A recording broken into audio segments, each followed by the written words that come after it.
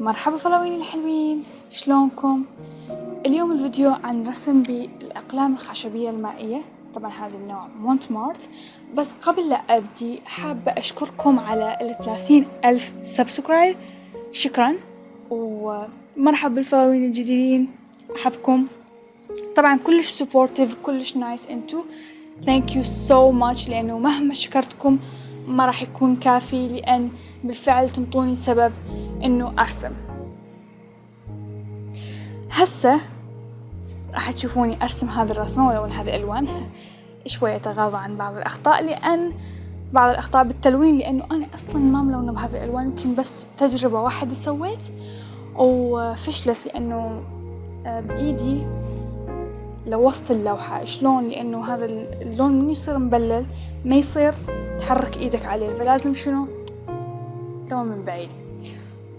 راح استخدم هذه الفرش، هي ايضا مونتمارت سبوس، ما ادري، المهم انتو اذا تقدرون تحصلون هذا النوع من الفرش، هذا النوع من الفرش يكون جدا perfect، like perfectly perfect هذا النوع من الالوان.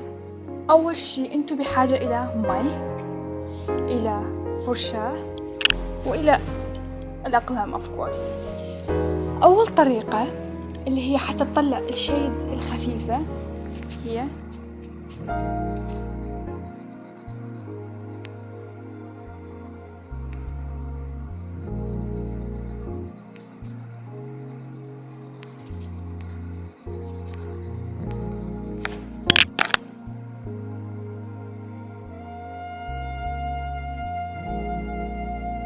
تشوفون اللون خفيف حتى مو واضح بالكاميرا،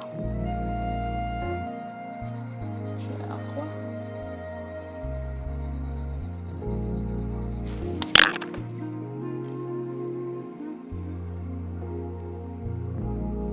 شوفون هذه نمبر 1. قرب على الكاميرا دامج. ثاني طريقة هذه،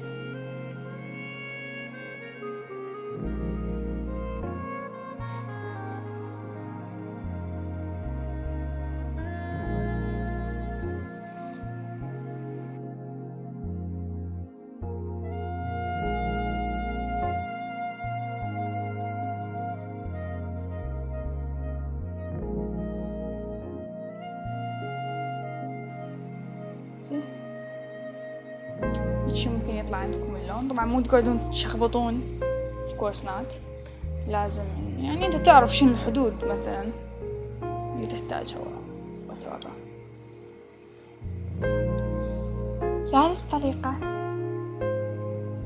تحطه بالمي بس،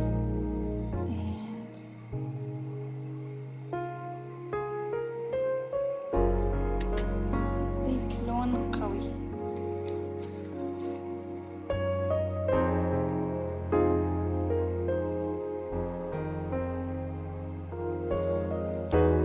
good. وأيضا تقدر تستخدم، تحط مي. طبعا الورقة خربت لأن الورقة ما الطابعة اللي أجرب بيها.